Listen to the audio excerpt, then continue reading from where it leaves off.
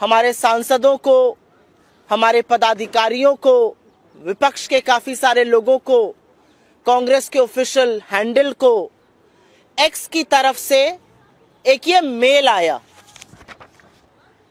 आजादी का 75वां साल, संविधान का 75वां साल ये देश मना रहा है, इस पर गहन चर्चा हो रही है। उस चर्चा में बीजेपी के नेता और इस देश के गृह मंत्री बेहद अपमानजनक बातें कर रहे हैं डॉक्टर अंबेडकर के लिए। हैंडल से आप लोगों के लिए तस्वीर लाई हूं।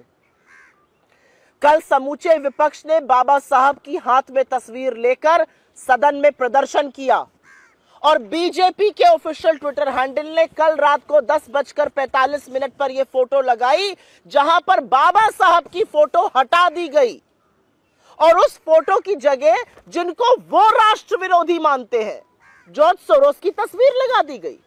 और हम पहले से कह रहे हैं कि जो बीजेपी आरएसएस की सोच है, एंटी कॉन्स्टिट्यूशनल सोच है, एंटी अंबेडकर जी की सोच है, और जो अंबेडकर जी की मेमोरी है, जो उनका कंट्रीब्यूशन है, उसको ये लोग मिटाना चाहते हैं, खत्म करना चाहते हैं। ছবি সরিয়ে জর্জ সোরসের ছবি দেওয়াটা আমার খুব লজ্জাজনক পদক্ষেপ। এইটাও হচ্ছে আরেকটা ঘটনা। তিনটে ঘটনাই কিন্তু এক সূত্রে বাঁধা, যে খুবই বিপর্যস্ত ভেতরে ভেতরে, মানসিক ভাবে কি করবে বুঝে উঠতে পারছে না। কত রকম ভাবে এটা ঠিক আক্রমণ নয়, এটা আমার মনে হয় এটা রক্ষণাত্মক একটা ব্যাপার, একেবারেই তা নয়। আক্রমণাত্মক হলে তো সাহস করে দাঁড়িয়ে বলতে পারবে, যেটা আমাদের প্রিয়াঙ্কা বলেছিল যে এই দেশে কাপুরুষের স্থান নেই। তো এরা তো নিজেদের সেই অবস্থা নিয়ে যাচ্ছে নিজেদের।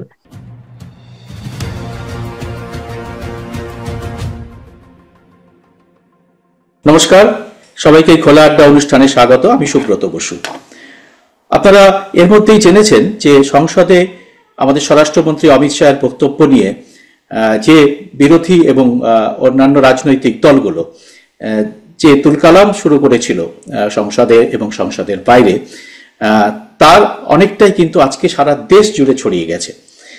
সারা দেশে এই নিয়ে আন্দোলন বিক্ষোভ হয়েছে এবং যে তিনটি ঘটনা এর মধ্যে খুব উল্লেখযোগ্য সেগুলো আমরা একে একে আলোচনা করব। সেটা হচ্ছে সংসদের বাইরে, আজকে সংসদের মকরদ্বারের সামনে তুলকালাম ঘটনা ঘটেছে, যাতে বিজেপির দুজন সাংসদ আহত হয়েছেন, জখম হয়েছেন এবং সেটা নিয়ে অভিযোগ, পাল্টা অভিযোগ আছে। দ্বিতীয়ত, এই যে ভিডিওটি যেটি ভাইরাল হয়েছে বাবা সাহেব আম্বেদকর সম্পর্কে অপমানসূচক কথা অমিত শাহের, मान्यवर अभी एक फैशन हो गया है आम्बेडकर आम्बेडकर आम्बेडकर आम्बेडकर आम्बेडकर आम्बेडकर। इतना नाम अगर भगवान का लेते तो 7 जन्मों तक स्वर्ग मिल जाता। अच्छी बात है ना सुनिए तो। সেটি বিজেপির সরকারের পক্ষ থেকে, দেশের সরকারের পক্ষ থেকে এক্স টুইটারের কাছে একটা আবেদন করা হয়েছিল যে এটাকে তুলে নেওয়ার জন্য, কিন্তু সেটা এক্স টুইটার ইলন মাস্কের সংস্থা, তারা সরাসরি এটা করেনি, তারা এটা প্রত্যাখ্যান করেছে।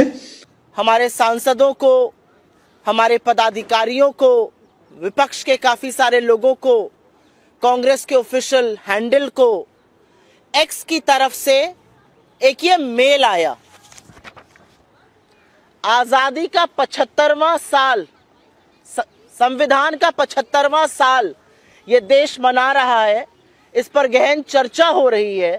उस चर्चा में बीजेपी के नेता और इस देश के गृह मंत्री बेहद अपमानजनक बातें कर रहे हैं डॉक्टर अंबेडकर के लिए। बाबा साहब के लिए जो बातें कर रहे हैं वो अक्षम्य अपराध है। उसके लिए उनसे देश माफी की उम्मीद करता है। देश ये आशा करता है कि वो माफी मांगेंगे अपने इस अक्षम्य पाप के लिए और उनको बर्खास्त किया जाएगा उनके पद से।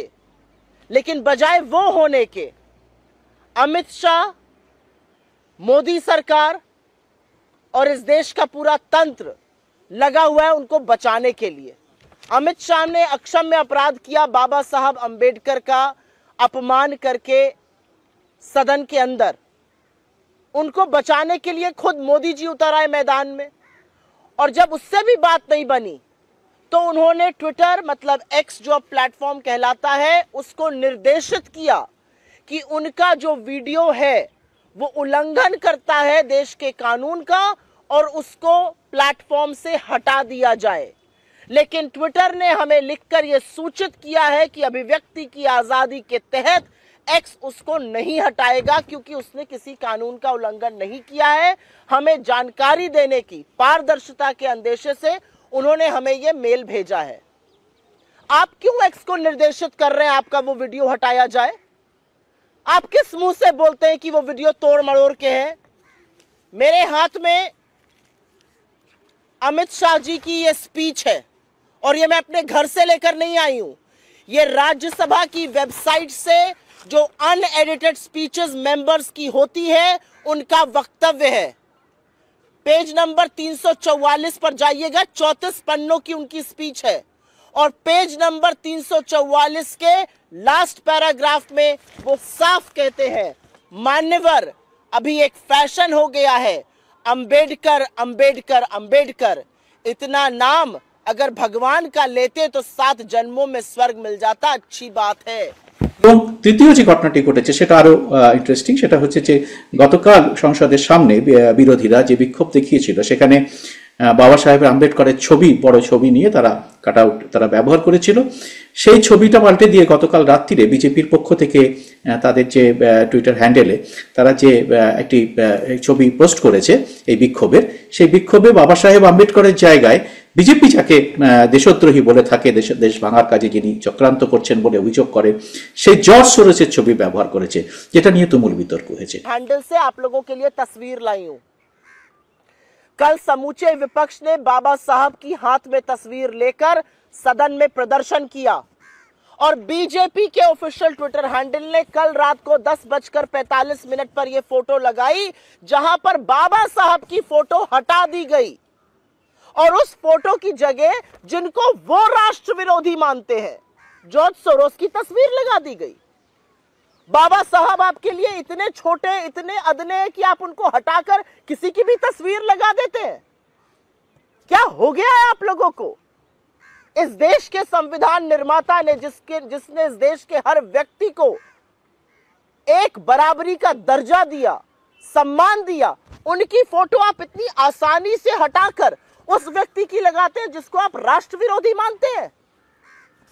क्या मैं ये मानूं कि इस ओरिजिनल, और ये ओरिजिनल तस्वीर है जो हैंडल्स पर गई थी, इस ओरिजिनल तस्वीर के साथ खिलवाड़ कर बाबा साहब की फोटो बदलकर दूसरी फोटो लगाई गई, उस व्यक्ति की लगाई गई जिसको भारतीय जनता पार्टी राष्ट्र विरोधी बुलाती है। আমরা এই তিনটি বিষয়কে নিয়ে আজকে একে একে বিশ্লেষণ করব এবং বিজেপি যে কতটা প্যাচে পড়েছে সেটাও বোঝার চেষ্টা করব। আজকে এই জন্য আমাদের অতিথি হিসেবে আমাদের সঙ্গে আছেন গৌতম বন্দ্যোপাধ্যায়, প্রবীণ সাংবাদিক এবং রাজনৈতিক বিশ্লেষক। গৌতম দা, সবার পক্ষ থেকে আপনাকে আজকে এই অনুষ্ঠানে স্বাগত জানাচ্ছি। এই যে তিনটে ঘটনা বললাম, এটা এর মধ্যে সব থেকে গুরুত্বপূর্ণ ঘটনা কোনটা আপনি মনে করছেন, সেটাকেই আপনি প্রথমে বলবেন। সবচেয়ে গুরুত্বপূর্ণ উল্লেখযোগ্য সেটা একটা হচ্ছে যে এলন মাস্ককে লেখা, এবং Elon Musk, who is Elon Musk? Elon Musk হচ্ছেন ডোনাল্ড ট্রাম্পের ভীষণ কাছের লোক, খুব এখন তার পরামর্শদাতা বলতে চাইছেন। হ্যাঁ, পরামর্শদাতা, এবং তিনি বিরাট তাকে হেল্প করেছেন এবং এর আগে বলেছিল, অনেক কিছু বলেছিলেন। এবং সেই এলন মাস্ক ডোনাল্ড ট্রাম্পের বন্ধু, ডোনাল্ড ট্রাম্প আবার আমাদের প্রধানমন্ত্রীর বন্ধু। সেই এলন মাস্কের কাছে যখন বলা হলো এটা উঠিয়ে নিতে, Elon Musk freedom of speech and expressions এর দোহাই দিয়ে বললেন এটা উঠিয়ে নেওয়া যাবে না। এটা সবচেয়ে উল্লেখযোগ্য কথা বলে মনে হয়েছে আমার। কেন উল্লেখযোগ্য?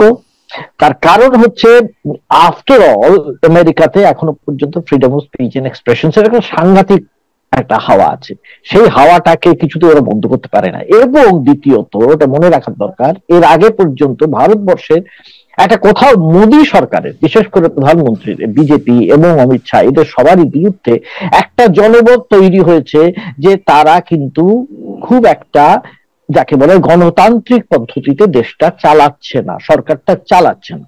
তার কারণ তারা ডিভিসিভনেসকে, এই যে বিভাজন নীতিকে ভীষণ রকমের যাকে বলা হয় সমর্থন করে। ডিভিসিভনেস মানে হচ্ছে, আমরা তো জানি মাইনরিটি, বিভিন্ন মাইনরিটি, সে খ্রিস্টান হতে পারে, সেখানে মুসলিম হতে পারে, কিন্তু মনে রাখা দরকার ক্রিশ্চিয়ানরাও ভীষণ রকমের অ্যানয়েড উইথ বিজেপি ভেতরে ভেতরে। ক্রিশ্চিয়ানরা যদি অ্যানয়েড হয়, আমেরিকা কিন্তু সহ্য করতে পারবে না, কারণ আমেরিকাও তো নিজেকে মানে বেঁচে থাকতে হবে, বেঁচে পড়তে থাকতে হবে ডোনাল্ড ট্রাম্পকে, এটাও মাথায় রাখা দরকার।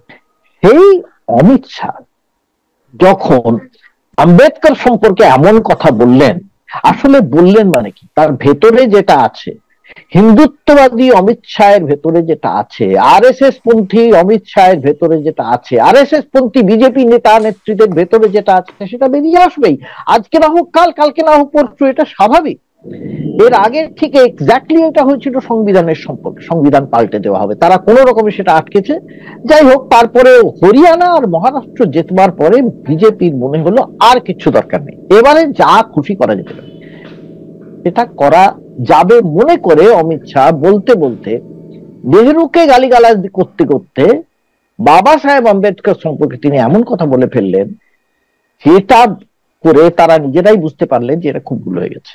কিন্তু ভুল হয়ে গেলে তো বিজেপি তো স্বীকার করে না, কারণ বিজেপির স্বীকার করা তাদের ধাতে নেই। আমি এটা দেখেছি, এই জিততে জিততে এটা হয়, অনেক মানুষেরই এটা হয়, বেশি জিততে জিততে। এমনকি আমরা দেখেছি ইন্দিরা গান্ধীরও এটা হয়েছিল, হয়নি তো অত নয়, কিন্তু ইন্দিরা গান্ধী পরে স্বীকার করেছে, ইন্দিরা মানে কংগ্রেস স্বীকার করেছে পরে যে কিভাবে ভুল হয়েছে এমার্জেন্সি করা, এই সমস্ত স্বীকার করছে ওপেনলি। এরা তো তা করতে পারে না, সে কেউ। এই জন্যে অমিত শাহ যখন বললেন, তখন তিনি ভাবলেন এই দেশের যা যা আইন তারা করতে পারেন, যাকে খুশি জেলে ভরতে পারেন। অতএব তিনি যেটা বলেছেন সেটা যদি টুইটার হ্যান্ডেলে সারা দেশ দেখতে পায়, তাহলে কি হবে, এই যে এরা যে কাস্টিজমে বিশ্বাস করে, এরা যে আম্বেদকরকে ভেতরে ভেতরে সম্মান করে না, এবং আম্বেদকরের চেয়ে অনেক বেশি সম্মান করে ভগবানকে, এটা তো বোঝা যাচ্ছে। ভগবান মানে নিজেদের ভগবান। বিজেপি এখানে চেয়েছিল যাতে এটার মূলটা জায়গাটা, উৎসটা বন্ধ করতে, যাতে এটা বেশি লোক আর না জানতে পারে, দেখতে পারে। যদিও এর মধ্যে এটা যা ড্যামেজ হওয়ার হয়েছে, এটা মুছে দিলেও তাতে সেটা রোধ করা খুব একটা সম্ভব হবে না বলেই মনে হয়, কিন্তু তবুও তারা চেষ্টা করেছিল। এই চেষ্টা মানে টুইটারে দিলে কি হয়, ইন্টারন্যাশনালি জানা যদি হয়ে যায়, বিশেষ করে মোদির যে একটা সাংঘাতিক একটা, যাকে বলা হয় একটা একটা সম্মানের জায়গা গড়ে উঠেছে সারা বিশ্বে, যেটা চেষ্টা করা হচ্ছে, ভীষণ আপ্রাণ চেষ্টা করা হচ্ছে, সেইটায় কোনো জায়গায় যেন এটা মানে ছাপ না ফেলে। এই প্রসঙ্গে আমি ছোট্ট করে একটু আপনার কাছে একটা জিনিস জানতে চাইবো, সেটা হচ্ছে এর আগে বিবিসির তথ্যচিত্র গুজরাটের উপরে, যেটার উপরে ব্যান করা হয়েছিল ভারত সরকারের পক্ষ থেকে, এবং তারপরে ফেসবুক এবং অন্যান্য সংস্থাকে ডেকে বলা হয়েছিল যে এরকম এগুলো অনেক প্রচার করা, অনেক বিরোধীদের অনেক কিছু কৃষক আন্দোলনের সময় বলা হয়েছিল বিশেষ করে। এবার এলন মাস্কের এই ভূমিকাটা, এই যেটা কংগ্রেস দেখাচ্ছে তাদের প্রেস কনফারেন্স করে, যে তাদের চিঠি দিয়ে জানিয়ে দিচ্ছে, এইটাকে একটু অন্যরকম একটা ইঙ্গিত বলে মনে হচ্ছে আপনার? এটা তো শোনো, দুটো জিনিস খুব অন্যরকম ইঙ্গিত। কিন্তু আমি আরো একটা জিনিস বলতে চাই, আমি বুঝতে পারছি আপনি গুরুত্বের বিচারে এটাকে যখন প্রথমে রাখলেন, গুরুত্বের বিচারে এটা প্রথমে রাখছি এই কারণে, কারণ ডোনাল্ড ট্রাম্প আসার পরে সবাই ধরে নিয়েছিলেন যে ভারতের একটা বিশাল লাভ হবে, মানে লাভ মানে মোদির একটা লাভ হবে, মোদির এমন একটা সুযোগ বেড়ে যাবে। কিন্তু ডোনাল্ড ট্রাম্প একটা কথা সাংঘাতিকভাবে বলেছেন কয়েকদিন আগে। তিনি বলেছেন, তাকে জিজ্ঞেস করা হলো ভারত যে মার্কিনী পণ্যের উপরে যে অতিরিক্ত ট্যাক্স বসায়, তো আমেরিকা কি করবে? তুমি বললো আমেরিকাও সেটাই করবে, পাল্টা করবে। সাংঘাতিক কিন্তু এই কথাটা কিন্তু মারাত্মক, কড়া শাসানি দিয়েছে, মানে এই কড়া শাসানি কথাটা ব্যবহার করেছে বিভিন্ন। কেন, কি করে বললেন, কেন বললেন? তার কারণ তিনি জানেন তিনি যেভাবে ভোটে জিতে এসেছেন। দেখো, একটা জিনিস কিন্তু ফ্যাক্ট, ডোনাল্ড ট্রাম্প আর মোদির মধ্যে অনেক মিল আছে, এটা আমরা জানি। মোদি যেভাবে চালাতে চান, ডোনাল্ড ট্রাম্প সেভাবে চালাতে চান। ডোনাল্ড ট্রাম্প দ্বিতীয়বার জিতে এসেছেন, এবং তিনি জিতে এসেছেন একই ভাবে। কিভাবে জিতে এসেছেন, we know that very well. তিনি চাইবেন ওই নিজের যে ভোটার কুল আছে তাদের কোন রকমের অসন্তোষ না বাড়াতে। তিনি তারও সেখানে তো ক্রোনি ক্যাপিটালিজম বলে নয়, সবই তো ক্যাপিটালিজম। তো ক্যাপিটালিস্ট যে যারা যারা সমস্ত তার বন্ধু বান্ধব আছে, যারাই আছে সমস্ত ইয়েতে, তাদের তিনি কিছুতেই চটাবেন না, তিনি চাইবেন না। কাজে তিনি এখানে মোদির ক্ষেত্রে, আমি যেটা বলি এখানে মোদির ক্ষেত্রে, Modi will not be an issue for him. কেন, ওনার কাছে মূল জিনিস থাকবে যে আমেরিকার কি করে লাভ হয়, ঠিক সেই জিনিস তিনি করবেন, এটা একটা। এবং মাস্কের ক্ষেত্রে কি হলো, এলন মাস্কের ক্ষেত্রে কি হলো, এই যে এলন মাস্কের একটা বাইরে খুব ভীষণ রকমের একটা মাঝখানে খুব অপবাদ হচ্ছিল যে এলন মাস্কের টুইটারে কি হচ্ছে, মূলত কি হতে চাইছিল, যে যা এই সংখ্যাগরিষ্ঠরা দেখাবে, যাতে ব্যবসা হবে, যেটা খুব বেশি চলবে, এবং যেটা ওটাতে কিছু আদর্শের কোনো প্রশ্ন নেই, সেসব দেখিয়ে যাবে, সেটা কিন্তু আলটিমেটলি ব্যবসায় ক্ষতি হচ্ছে, এটা হবেই, স্বাভাবিক হবে। এবং আরেকটা জিনিস হচ্ছে নিজের একটা ভাবমূর্তি গড়ার একটা প্রয়াস মাস্কের এবারে হবে, কারণ সে তো এবারে সরকারের সঙ্গে চলে এসেছে, সে তো আর বাইরের কোনো মানে সংবাদপত্রের শুধু বা ব্যবসার মালিক হিসেবে তো নেই। কাজেই তার যে ভাবমূর্তি একটা তৈরি করতে হবে, তাতে কিন্তু আমেরিকাতে বিশেষ করে সেই ভাবমূর্তির মধ্যে প্রধান হচ্ছে এই freedom of expression and speech, এটা ভীষণ রকম।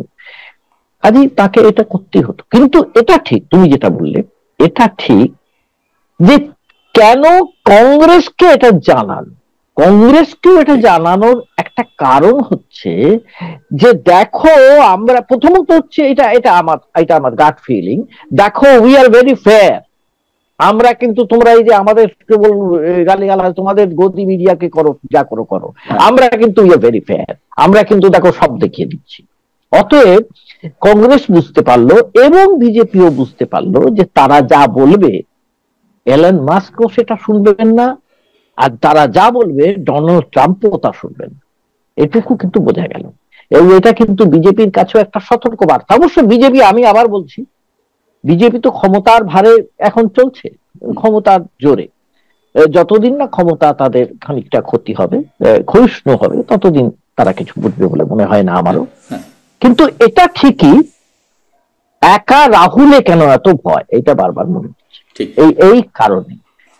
অত্যন্ত আমরা আরো দুটো বিষয়ে যাওয়ার আগে আমি মানে জর্জ সোরসের বিষয়টা আরো একটু ইম্পর্টেন্ট, আমি কিন্তু তার আগে আমার মনে হয় যে একটু আজকে যদি আমরা আজকের এই সংসদের মকরতারের বাইরে যে ঘটনাটা ঘটলো, আপনি যদি সেইটা একটু বিশ্লেষণ করেন যে এটা কিরকম, যে তারা কিছু লোক তারা রাহুল গান্ধী এবং যারা বিক্ষোভ দেখাতে আসছেন সংসদের ভেতরে, তাদের ঢুকতে বাধা দেওয়া, এবং সেখানে একটা অত্যন্ত অপমানজনক ঘটনা, যেটা আমাদের দেশের সংসদের পক্ষেও অপমান, সেটা এরকম একটা ঘটনা, প্রায় হাতাহাতি, প্রায় দুজন জখম হওয়া।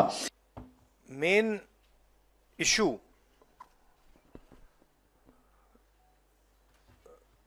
शुरुआत हुई पार्लियामेंट से कुछ दिन पहले, अदानी जी का वो यूएस में केस आया, और पूरे टाइम बीजेपी ने उस पर डिस्कशन रोकने की कोशिश की।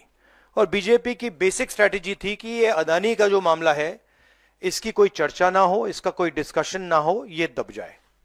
और शुरुआत में इन्होंने ये फुल टाइम इनका काम था, कभी कुछ डिस्ट्रैक्शन करते हैं, कभी कुछ डिस्ट्रैक्शन करते हैं। उसके बाद अमित शाह जी का बयान आता है, और हम पहले से कह रहे हैं कि जो बीजेपी आरएसएस की सोच है, एंटी कॉन्स्टिट्यूशनल सोच है, एंटी अंबेडकर जी की सोच है, और जो अंबेडकर जी की मेमोरी है, जो उनका कंट्रीब्यूशन है, उसको ये लोग मिटाना चाहते हैं, खत्म करना चाहते हैं। और डायरेक्टली इनके मंत्री ने, होम मिनिस्टर ने डायरेक्टली सबके सामने जो उनका माइंडसेट है वो सबके सामने उन्होंने दिखा दिया। हमने कहा कि अपॉलॉजी होनी चाहिए और उनको रिजाइन करना चाहिए, नहीं किया। और आज फिर से इन्होंने एक नया डिस्ट्रैक्शन शुरू किया है। हम अंबेडकर जी की स्टैचू से सारे एमपी शांति से पार्लियामेंट हाउस जा रहे थे। पार्लियामेंट हाउस के सीढ़ियों पे बीजेपी के एमपी लकड़ियां लिए हमारे सामने खड़े होते हैं, हमें अंदर नहीं जाने देते हैं। और उसके बाद अब ये थोड़ा सा अपना फिर से ये डिस्ट्रैक्शन करने की कोशिश कर रहे हैं। रियलिटी ये है, इन्होंने अंबेडकर जी का अपमान किया है उसकी अपॉलॉजी होनी चाहिए और रिजाइन करना चाहिए होम मिनिस्टर को। और जो मेन मुद्दा है जिसको ये मिटाना चाह रहे हैं, घुमाना चाह रहे हैं, मेन मुद्दा है कि नरेंद्र मोदी जी के मित्र अदानी जी के खिलाफ यूनाइटेड स्टेट्स में केस है, उनको वहां इंडाइट किया गया है और अदानी जी को नरेंद्र मोदी जी हिंदुस्तान बेच रहे हैं। यह मेन मुद्दा है और इसकी डिस्कशन ये लोग नहीं चाहते हैं। Thank you. এরকম ঘটনা প্রায় হাতাহাতি, মানে এই যেখানে এক নম্বর হচ্ছে যেখানে মোদি এবং আদানি প্রসঙ্গ উঠছে, যারা উঠাচ্ছে বরাবর তাদের কিছুতেই সংসদে যাতে ঢুকতে না দেওয়া হয়, এটা বিজেপি চেষ্টা করে যাচ্ছে এবং যাবে। গতবারও হয়েছে, এবারও হয়েছে। গতবারে কোথায় তৃণমূলের মহুয়া মৈত্রকে করা হয়েছে, এবারে এবং রাহুল গান্ধীকে করা হয়েছে, এবারেও তাই রাহুল গান্ধীকে করা হয়েছে। আর মহুয়া মৈত্রের ক্ষেত্রে কি হয়েছে, সেখানে মমতা বন্দ্যোপাধ্যায় বলে দিয়েছেন এখন কিছু কথা বলা যাবে না, এইটাই বলেছেন। কারণ এটা স্বাভাবিক, আদানি এখানে আবার ইনভেস্ট করেছেন পশ্চিমবঙ্গে এবং সে একটা এখানে বাণিজ্যিক ব্যাপার স্যাপার আছে, এটা একটা ব্যাপার। আরেকটা হচ্ছে যাতে কংগ্রেস কিছুতে আপার হ্যান্ড না নিয়ে নেয়, এটা মমতা বন্দ্যোপাধ্যায়ের আরেকটা দিকে আছে, যাতে তিনি বিরোধী নেত্রী হতে পারেন। কিন্তু এই বিক্ষোভে, আম্বেদকর সংক্রান্ত বিক্ষোভেও তৃণমূল কিন্তু খোলাখুলি বিবৃতি দিয়েছে তার প্রতিবাদে বিজেপির, এবং তার সঙ্গে তারা কিন্তু এই বিক্ষোভের মধ্যেও আছে। এর মধ্যে শুধু তাই নয়, এটা মানে অমিত শাহর বিরুদ্ধে যে পার্লামেন্টারি প্রিভিলেজেস যে ডেরেক ওব্রায়েন সেটা পরিষ্কার দিয়েছেন, তাতে আম্বেদকরের পৌত্র তিনি খুব খুশি হয়েছেন, তিনি বলেছেন খুব ভালো কাজ হয়েছে। প্রকাশ আম্বেদকর হ্যাঁ, তিনি বলেছেন যে এটা খুব খুশি হয়েছে, সেটা করেছে। সেটা করার পেছনে তো এই যে আজকের যে ঘটনাটা আপনি দেখলেন, এটা তো সংসদের পক্ষে একটা খুব লজ্জাজনক, কলঙ্কের দিন প্রায় বলা যায়। কলঙ্কের দিন, একেবারে কলঙ্কের দিন। দুটো কারণে কলঙ্কের দিন। একটা কারণ হচ্ছে আম্বেদকর নিয়ে যে কথাটা বলেছেন অমিত শাহ, প্রথমেই যদি বলতেন আমার ভুল হয়ে গেছে, মুখ ফসকে বলিয়েছে আমার ভুল হয়ে গেছে, বারবার বলবেন না, ওরা বললে কিন্তু খানিকটা প্রশমিত হতো। এক নম্বর, তারা করলেন। আমি আগের দিন একটা কথা বলেছিলাম তোমাকে যে শাসক দল একই সঙ্গে শাসক এবং বিরোধী হতে চাইছে। তুমি লক্ষ্য করবে এবারে শাসক এবং বিরোধী উভয় দুটো জিনিস একসঙ্গে মেলাতে চাইছে তারা। আমরা একই সঙ্গে শাসক, একই সঙ্গে বিরোধী, মানে আমি যা যা বলার বলে যাব এবং তাতে যদি বিরোধ তৈরি হয় তার বিরুদ্ধে আমরা গিয়ে আমরা দেখাবো যে আমরাই কিন্তু শেষ কথা, এবং সংসদ তারা হতে দেব না, সংসদ চলতে দেব না, এটা একদম পরিষ্কার কথা। এটা হচ্ছে গোটা জিনিসটা থেকে চোখটা ঘুরিয়ে নেওয়ার চেষ্টা। কি করে চোখটা ঘোরানো যায় সাধারণ মানুষের? সাধারণ মানুষ দেখতে চাইছিল সংবিধানের প্রশ্নে, আমি বারবার বলেছিলাম তো, সংবিধানের প্রশ্নে বারবার তুমি কতদিন শুধু জওয়াহরলাল নেহরুকে কাঠগড়ায় দাঁড় করিয়ে নিজেদের যা যা পাপ করছো তার পাপ স্খলন করবে? কতদিন? এটা হয় না। কাজে এইটা একটা ভীষণ রকমের বিজেপি আজকে যেটা করেছে, এরা অভিযোগ করেছে যে রাহুল গান্ধী ওই স্যার আহত হয়ে হাসপাতালে রয়েছেন, ওড়িশার এমপি রাহুল গান্ধী ধাক্কা মেরেছে। যদিও এর মধ্যে আমি অনেকগুলো ভিডিও দেখলাম, যাতে একের পর এক ভিডিওতে দেখানো হচ্ছে, এবং একটি নিউজ চ্যানেলে তিনি বলেওছেন, যিনি আহত সাংসদ, যে ধাক্কাটা পেছন থেকে এসেছিল, রাহুল সামনে ছিল, হ্যাঁ, কিন্তু ধাক্কাটা পেছন থেকে এসেছিল।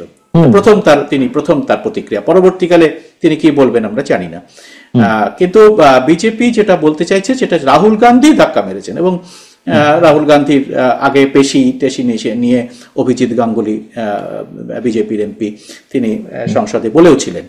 তো আজকে রাহুলের বিরুদ্ধে অভিযোগও করা হচ্ছে যে তিনি অ্যাটেম্প টু মার্ডার চেষ্টা হচ্ছে। তো এই একটা প্রচেষ্টা হচ্ছে, যদিও সিসিটিভি ফুটেজে দেখানোর দাবি করেছে কংগ্রেস, এবং পাপ্পু যাদব কংগ্রেসের তিনি বলেছেন যে ওই সময়টা রাহুল গান্ধী ছিলেনই না ঘটনাস্থলে। হ্যাঁ, তো সব মিলিয়ে কিন্তু একটা পরিস্থিতি কিন্তু একটু জট পাকিয়েছে। তো আপনার হ্যাঁ বলুন। প্রথম কথা হচ্ছে যে এই জিনিসটা বলছি পরিষ্কার অর্থে বিজেপি চাইছে কিছুতে আর এই ইস্যুটা না বেড়ে যায়। কারণ রাহুল গান্ধীকে যদি গ্রেপ্তার করে, বা যদি এটা তো স্পিকারের আয়তাধীন, এখানে তো ইনফ্যাক্ট পুলিশের কিছু চলবেও না জায়গাটি, তো সেখানে যদি রাহুল গান্ধীর বিরুদ্ধে আবার কোনো ব্যবস্থা নেওয়া হয়, তাহলে কি বিজেপি আর একটা ভুল পদক্ষেপ নেবে মনে হচ্ছে, আমার মনে হয় না সেটা বিজেপি করবে। বিজেপি যেটা করতে চাইছে, এখন আবার বলছি, বিজেপি সেটা করতে চাইবে না। প্রথমত রাহুল সেখানে শহীদ হয়ে যাবে, সেটা পরিষ্কার, এবং আরো বেশি মেসেজটা ছড়িয়ে যাবে আরো বেশি।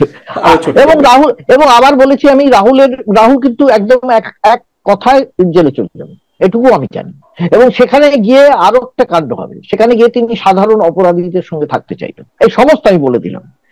কারণ তিনি এই যে মহাত্মা গান্ধীর লেগেসি, জওয়াহরলাল নেহরুর লেগেসি, সেটা বহন করে দিয়ে যাচ্ছেন। আমি এটা বারবার বলছি, এবং খুব বলতে খারাপ শোনাবে আরেকবার, ইন্দিরা গান্ধীর সঙ্গে মিলিয়ে এখানে যে তিনি ইন্দিরা গান্ধীর লেগেসি কিন্তু বহন করছেন না সেভাবে, এটা লক্ষ্য রাখার মতো।